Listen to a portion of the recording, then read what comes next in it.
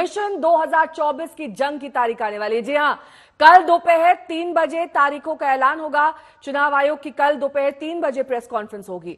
7 से 8 चरणों में चुनाव हो सकते हैं। इससे पहले भी कयास लगाए जा रहे थे। लोकसभा के साथ कुछ अन्य राज्यों में भी चुनाव की तारीखें आ सकती हैं। कल ही 2 नए चुनाव आयुक्त ज्ञानेश कुमार और सुखबीर संधू की नियुक्ति हुई है। आज काम संभालते चुनाव तारीखों का ऐलान का वक्त तय हो गया है। 4 राज्य जिसमें चुनाव हो सकते हैं उसमें ओडिशा, आंध्र प्रदेश, अरुणाचल प्रदेश, सिक्किम शामिल है। इसमें महाराष्ट्र, हरियाणा और झारखंड में साल के अंत में चुनाव होंगे, जबकि इन 4 राज्यों के चुनाव लोकसभा चुनाव के साथ हो सकते हैं।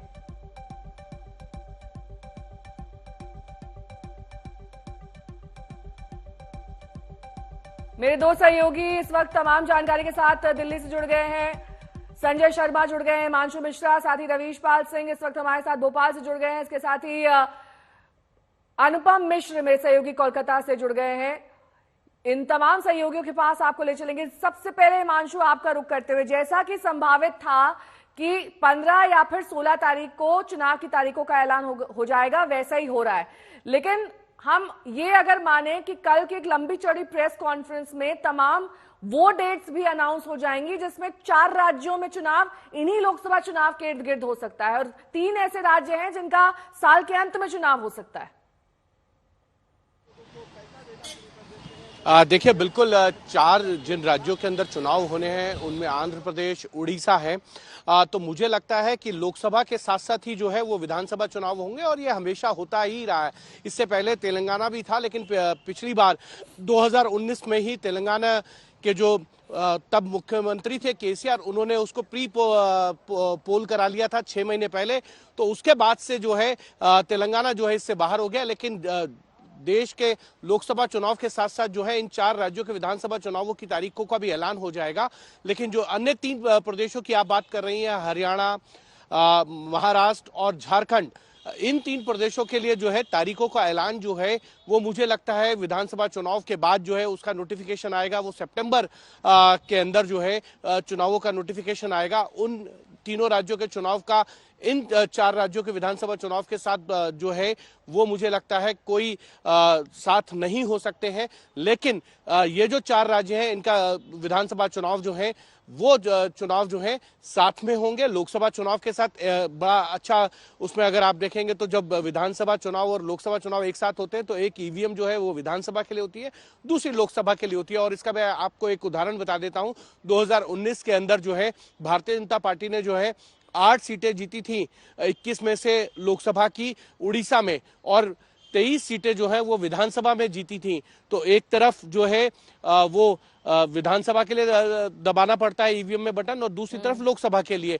लेकिन विधानसभा में जो है पूरी मेजोरिटी से कहीं ज्यादा। संजय शर्मा मेरे सहयोगी जुड़े हुए हैं तमाम जानकारी के साथ। संजय, 7 चरणों में या फिर 8 चरणों में? क्योंकि हर बार ये कहा जाता है कि कम से कम चरणों में अगर चुनाव हो तो उसकी जो समय सीमा होती है वो कम रहती है। अगर 8 चरणों में होगा तो ये लंबा खिंच जाएगा। हालांकि मिड मई तक इन्हें खत्म करना ही होगा। सूत्र ये बता रहे हैं कि 7 चरणों में चुनाव की रूपरेखा बनाई गई है और उसमें 10 अप्रैल के बाद से पहला चरण शुरू होगा। 10 अप्रैल से लेकर और 20 मई के बीच, 20, 21, 22 मई के बीच सारे चरणों के चुनाव हो जाएंगे। और जहां तक रही 4 विधानसभाओं के चुनाव, तो ये निश्चित मानिए कि इन 4 विधानसभाओं के चुनाव लोकसभा के साथ ही होंगे। और बहुत संभावना प्रबल है कि जम्मू कश्मीर की विधानसभा के चुनाव भी लोकसभा के चुनाव के साथ होंगे। यानी 5 विधानसभाओं के चुनाव एक साथ हो सकते हैं, जिसमें उड़ीसा, आंध्र प्रदेश, सिक्किम और अरुणाचल प्रदेश के साथ जम्मू कश्मीर भी शामिल है। क्योंकि परिस्थितियों को अगर हम देखें तो परिस्थितियां जम्मू कश्मीर में अभी सबसे उचित परिस्थितियां हैं, लिहाजा चुनाव टालने का कोई कारण नजर नहीं आता। सुप्रीम कोर्ट ऑफ इंडिया ने 31 सितंबर की तारीख तय कर रखी है और इस बीच में इस समय चुनाव हो गए तो सही है, वरना फिर अमरनाथ की यात्रा आ जाएगी, मानसून आ जाएगा, फिर वहां खेती का टाइम हो जाएगा, उसके बाद बर्फबारी का सीजन आ जाएगा।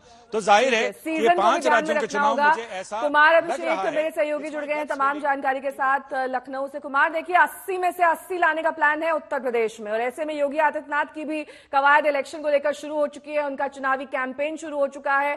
कई बार वो अपने गृह नगर का भी दौरा कर चुके हैं, गोरखपुर का। आगे की क्या तैयारी?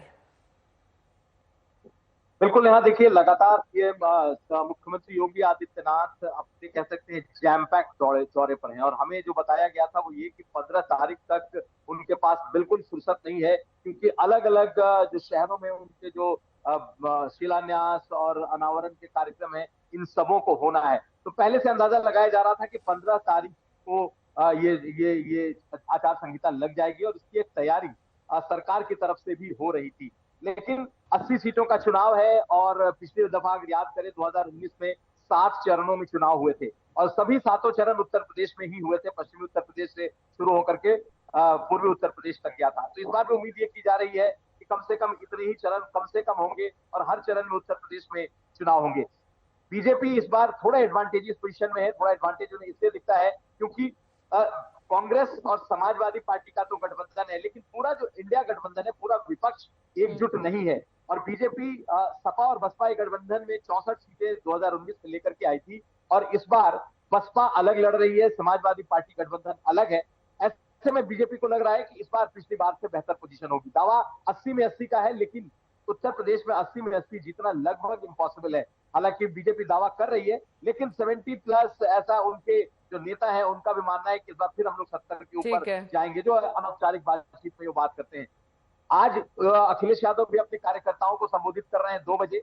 कल चुनाव का ऐलान होना है, तो सारी पार्टियां इस वक्त पूरी तरीके से तैयार हैं कि अब जब चुनाव होंगे, क्योंकि उम्मीद ये की जा रही है कि 23 मई के पहले इसका गठन हो जाना चाहिए सरकार का। ठीक है, तो मैं लौटूंगी आपके पास अभिषेक। मेरे सहयोगी अनुभव मिश्र तमाम जानकारी के साथ जुड़े हुए हैं।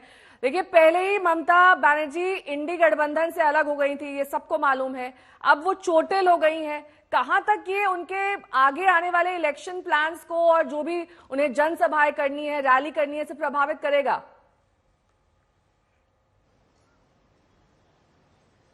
जी देखिए, जिस तरह से कल घटना हुई है और हादसे में ममता बनर्जी चोटिल हुई हैं, उससे तो ये तो साफ है कि अभी आने वाले कुछ दिनों में ममता बनर्जी के लिए चुनाव प्रचार करना संभव नहीं है।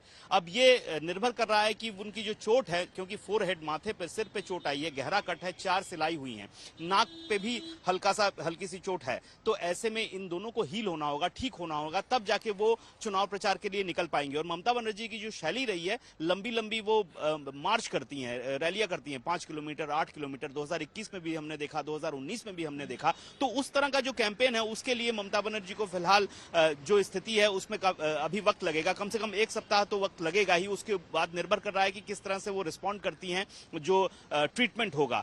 लेकिन सबसे बड़ी बात है कि पश्चिम बंगाल में कितने फेज में चुनाव होगा, इस पर लेकर बहस छिड़ी हुई है। पिछले बार अगर हम देखें 2019 में, तो 7 फेज में, उत्तर प्रदेश के बाद पश्चिम बंगाल में भी 7 फेज में चुनाव हुए थे। 2014 में अगर हम देखें तो 5 फेज में चुनाव हुए थे और 2021 में 8 फेज में चुनाव हुए थे। तो ये हमेशा से बहस का मुद्दा रहा है, पश्चिम बंगाल में इतने ज्यादा फेजेस में क्यों चुनाव होते हैं, जबकि 80 सीट उत्तर प्रदेश में है और 42 सीट पश्चिम बंगाल में है। तृणमूल कांग्रेस की ओर से चुनाव आयोग के पास पहले ही कहा गया है, 3 सदस्यीय टीम गई थी तृणमूल कांग्रेस की, उन्होंने कहा था, आवेदन किया था कि पश्चिम बंगाल में 1 फेज में चुनाव कराया जाए, जितनी भी फोर्स आप लगाई जाए। लेकिन इस बीच जो हो रहा है कि लगभग 900 कंपनी फोर्स ऑलरेडी पश्चिम बंगाल में आ चुकी है। तो सबसे बड़ा मुद्दा है वायलेंस पश्चिम बंगाल में चुनाव के दौरान। तो इसी के मद्देनजर बहुत ज्यादा फेजेस होते हैं। अब देखने वाली बात है कि पश्चिम बंगाल में कितने फेजेस में चुनाव हो रहे हैं। पिछली बार 7 फेजेस में हुए थे। नेहा, ठीक है।